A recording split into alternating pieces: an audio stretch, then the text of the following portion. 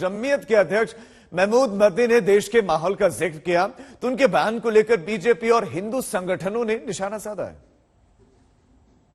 मोटे तौर पर अब तक का जो कहना है, जो एहसास है, जो फीलिंग्स हैं, वो ये है कि मुल्क में लोगों को बांटा जा रहा है।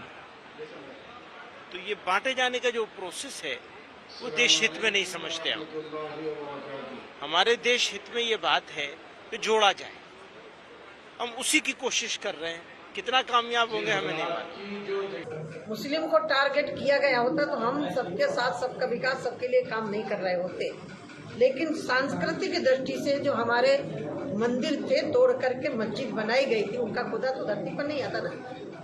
वो तो कभी अवतार मानते नहीं है, अवतारवाद उनके यहाँ है भी नहीं। हमारे यहाँ तो अवतार भी होते हैं, जन्म भी लेते हैं और भगवान शंकर वहाँ रहे भी हैं। तो मुझे लग रहा है कि एक इतना तो स्वीकार करना चाहिए ना। तुम तो नहीं थे ना, मंदिर तोड़ करके मस्जिद तो बनाई गई ना, ये तो स्वीकार करो ना कम से कम। देश को जहाँ होना चाहिए, देशवासियों को जिस तरह आपस का जिस स्वभाव के साथ रहना चाहिए और जो हमारी स्पिरिट होनी चाहिए इंडियंस के, इंडियननेस के लिए, वो कहीं चोट खा रही है।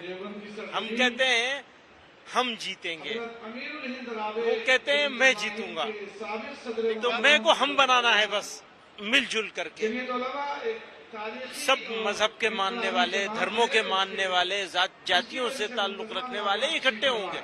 वो इकट्ठे होकर के अलग अलग इश्यूज पर बात करेंगे और एक साथ मिलकर के लड़ाई लड़ेंगे देश को बनाने के लिए। देश में 60-70 साल से कुछ दल और कुछ मजहबी नेता इस बात में लगे हैं कि मुसलमानों को मुख्य धारा में नहीं आने देना, उनको हिंदुस्तानी नहीं बनने देना, और इसलिए उनको भड़काना और लड़वाना इस काम को करते रहते हैं।